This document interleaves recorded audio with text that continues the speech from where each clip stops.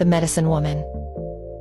So this video is quite self-explanatory, and it's saying narcissists benefit from your lack of boundaries. So this is why you have to set boundaries, and this video will just go into the topic and then how you can do that.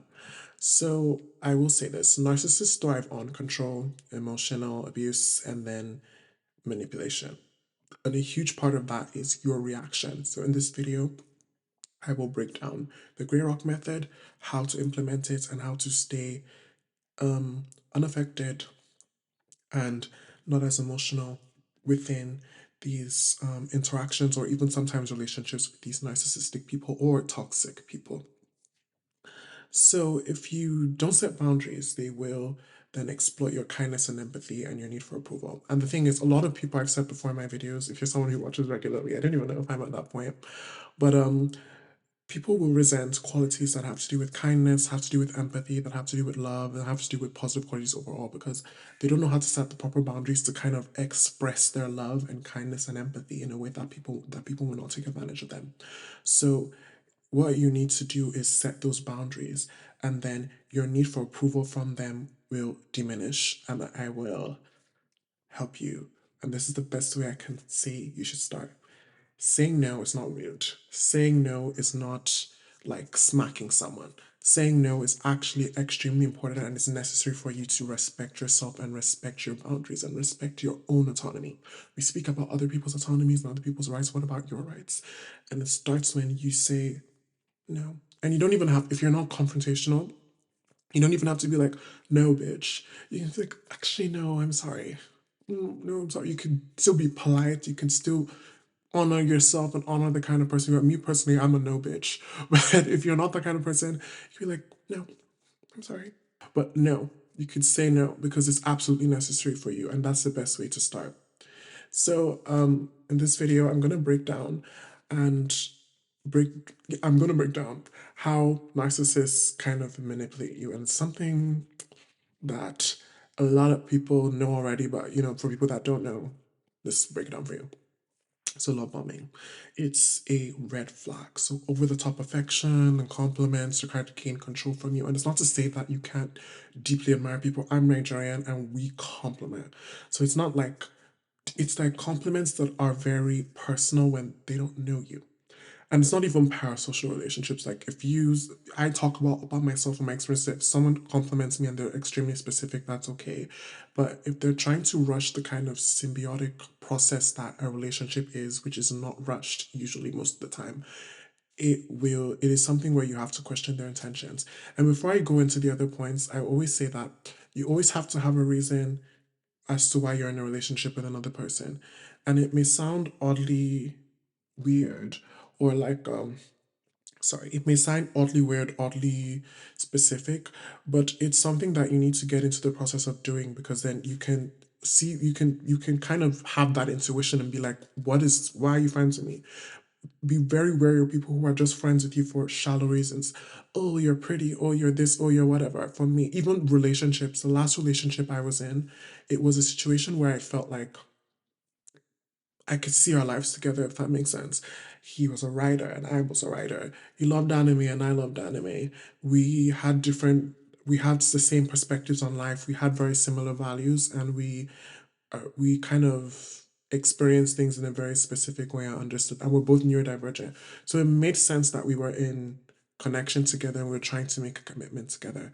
So if you cannot picture if this person in your life, for me, it's one thing that I do that sometimes when I'm dating people, they get annoyed. And when they get annoyed, I'm like, I know who you are, I know what you are. Narcissist or toxic. I'm like, oh, why do you want my number? Oh, why do you want to be in connection with me? Oh, why do you want to? Because it's like, and if they can't answer that question and it's not something specific, you know what I mean? And not the next step I will say is gaslighting. Never even allow it to manifest. And for me, you may think, oh, I'm a slow thinker, so am I. So it may show in this video, but I think quite slowly. And that's why I have the points here to kind of help my brain not be disorganized. For me, the society that we brought up will be like, oh my God, you can't bring it up later. For me, if I didn't remember at the time, I'll bring it up later. I will not, once I feel things in the moment, I bring it up. And something I learned from my sister, but I will bring it up in that moment in time because who the hell are you to say that I can't bring it up? Because if you gaslit me that first time, I'm gonna address it. And then if they, one thing they will do is, the first thing is like, you ask a question, they answer, they bring another question, they will deflect. So, and it's a red herring technique, which I put the definition there as something people do. I used to know this because I was on a discourse site TikTok, and then I would have to debate people a lot and I would win. But the point is, these people will deflect from the point, and you need to let the point get across. And for me, if the if they kept on deflecting, I'd be like, I'm not having this conversation with you. And the thing is, sometimes we go into these things and we want a reaction from these people. We want a reaction, or we want a, what's it called? But sometimes the best like displays of narcissism are just like dismissal and just overall like the way that they act and the way that they present their own like character to you. So you need to allow them to be who they are, and then you say, okay, that's all. Like Miss what's this babe, Miranda Priestley, that's all. And snip in the bud. Another one is guilt tripping. For me, I had to overcome my relationship with guilt tripping in the sense where I grew up in organized religion, and when I was kind of decolonizing everything, I realized that when I was experiencing religion and the feelings I was getting from them was shame, guilt, and fear. And those are the kind of things that are used to manipulate people. I learned this from the book Dark Psychology 101. That's how I got into psychology. I didn't start with wanting to heal other people. I started with wanting to be like, why are people like this? Why do people treat me like this? Why am I having these experiences? And I started with the dark side of psychology. Even certain books, what's the one? Something Laws of Power. I read that not to be manipulative, but just to kind of see when people are manipulating me, per se, which I would advise you read, but not to manipulate people. That's unethical. We don't do that here. But guilt tripping, people shaming you, and there, I just want to put a difference. There's a difference between shame and toxic shame. So shaming people, like, if I hurt you in a very like specific way, I should be shamed. But if it's for something that is like a mistake, that is something that is not that big a deal, I wouldn't even say that's not that big a deal. Something that is objectively not harmful, like something that you cannot help, like maybe breaking a plate, whatever, an accident, and they're guilt tripping you like it's the worst thing in the world, they most likely are narcissistic. The next one I would say is playing the victim. So you have to be with someone or be around people who take accountability. And if they don't take accountability, it's an extremely red flag. So if they refuse to take accountability when they are confronted with things that they have done to you, it is a red flag. And next, I'd say silent treatment. It's not very as strong as the other one, but like you have to be with or be surrounded with people who are good communicators. And if they're not, they most likely are narcissistic, but not all the time because I didn't used to be a good communicator. But the silent treatment is extremely negative. I wouldn't say it's a correlation to narcissism, but I will say it's something that will can be used extremely manipulatively, and it is actually abusive by definition. So definitely look out for that. So these are the ways to set boundaries with narcissists. And I would say the first one is to be direct. One thing about me, and the reason I started the channel, I used to actually do TikToks, is I ramble. But with narcissists, I'm very direct. I'm like, oh, this is that, this is that, gets the point. No excessive explanation, because I think what we want to do is prove ourselves. I think what we want to do is prove ourselves. What we want to do is we want to prove our worth. There's nothing to prove. My friend says this, and I refer. I'm sure y'all would know her. She's getting very famous on TikTok. Her name is CC Jacobson. She's like, I said so. And that's the thing. You should have your boundaries. You should have your morals. What's it called? Because, and sometimes it doesn't have to be explained by anything. It's because you said so. Give yourself that authority and be direct about what you're saying, and don't over explain yourself. Stay consistent. What they're going to try to do is get you to stray from topics, stray from what's it called? Like I said before, red herring, deflection, don't even allow it. Then when they start to do that, be, sorry, I don't want to have this conversation with you anymore, and then you walk away. Then I would say limit emotional reactions. You need to be calm. You need to be calm. You need to be collected, and you need to not have emotional reactions because they will prey upon that. Have you noticed with bullying? If you've ever been bullied, they always look to see you react. So I would, obviously this isn't very easy. I'm a crier. I would just like, one thing I do is practice interactions, and this kind of symbiotic connection or relationship is one way I do it.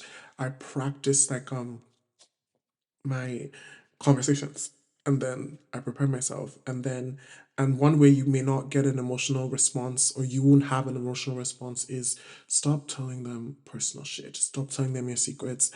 The Grey Rock method is very high by how are you? Do what you're supposed to do. No secrets. And I say this before, as I've said, no one has to be close to you. You can have relationships with people, because for me, I'm very against individualism. You can have relationships with people and you're not necessarily close to them, or you don't necessarily have to bond with them. And you don't have to bond or be in close relations with to anybody. Mom, dog, sister, grandma, grandpa. You don't have to be close to anybody. And the moment you kind of understand that, then people will not have the kind of what's it called, to kind of just like be what's it called, or to kind of just like get you upset anymore. You know what I mean? One of the last ones I would say is you need to enforce consequences. And sometimes when we enforce consequences, we go really extreme. So enforce consequences that are realistic for you. So if you can't leave him or leave her or leave them, that's okay. But like, I'm not making you your favorite meal today. I'm not doing, and it may seem so light, but sometimes for people like us who have CPTSD, or people who are traumatized, people who watch this video will kind of understand what it's like to kind of live a life of like where you're completely set aside, where you're completely like scapegoated, and you have this weakness because of trauma. I wouldn't even say weakness. You feel weak because of trauma. You're not weak. No, you're not. Because of trauma, what's it called? It's very hard for us to kind of step into our power.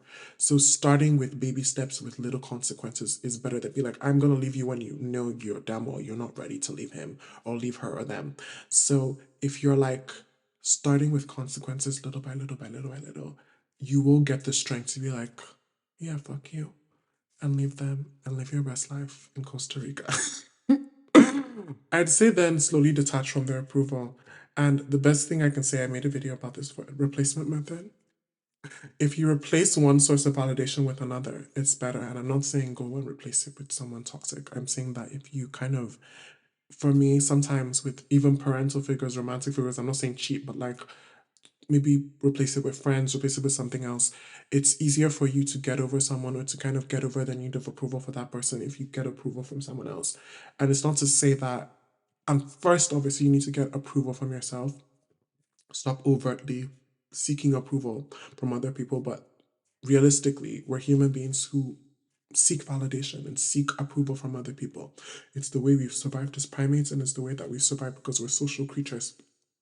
So you need to learn to validate your own experiences and validate your own boundaries and all that kind of things, with replacing those narcissistic people and starting from doing that within yourself. This video, okay, so we're going to go into the Grey Rock method. So with the Grey Rock method, you have to start with being emotionally unavailable to the narcissist. So the Grey Rock method is an attachment strategy where that makes you very uninteresting, basically, to manipulative people. So start with understanding that narcissists crave drama, they crave control and emotional supply.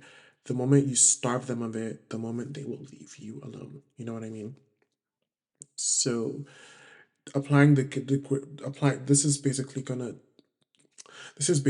be teaching you. This is basically gonna be teaching you how to. This is basically gonna be teaching you how to apply the Grey Rock method. So keep responses short and boring. Yeah, okay, sure. Oh, I see.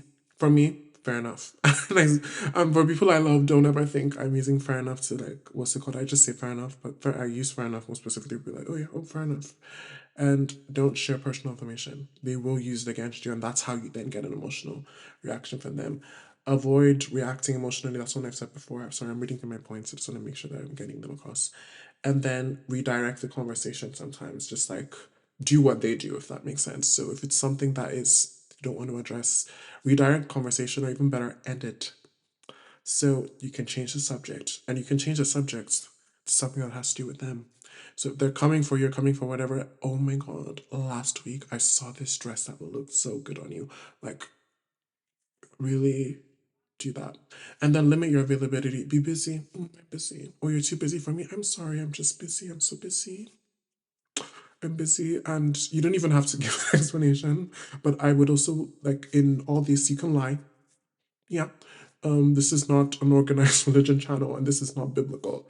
And I don't know how much of what it says in the Bible about lying, but lying is extremely important to protect yourself in certain scenarios because don't have a people do not have a right to your truth, and people do not have a right to know what is going on within your life. You need to protect your peace and protect what is going on within your life.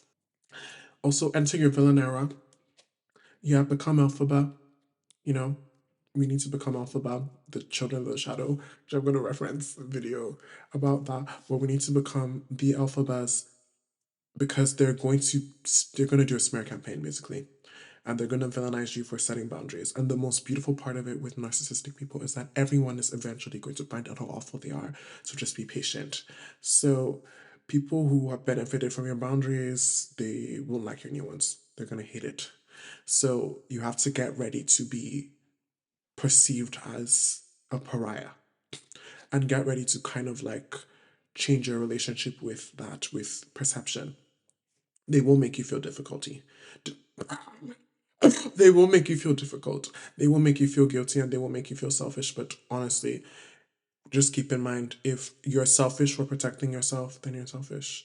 Because one thing I feel like human beings have abandoned over any other organism, self-preservation. Preserve yourself and your peace and everything first, and then you can then decide whether you want to then express that towards other people. So I would say the end goal of all of this, which is where I'm kind of ending it, is, I'm just saying that boundaries are not about controlling other people. I saw this video online, and it's like sometimes it'd be like toxic men will be like, with toxic men, there are no quotes in it.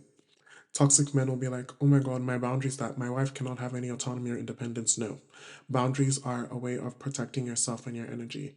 You don't owe narcissists any access to yourself, and you don't owe them anything that you don't give to yourself, or you don't owe them anything, period.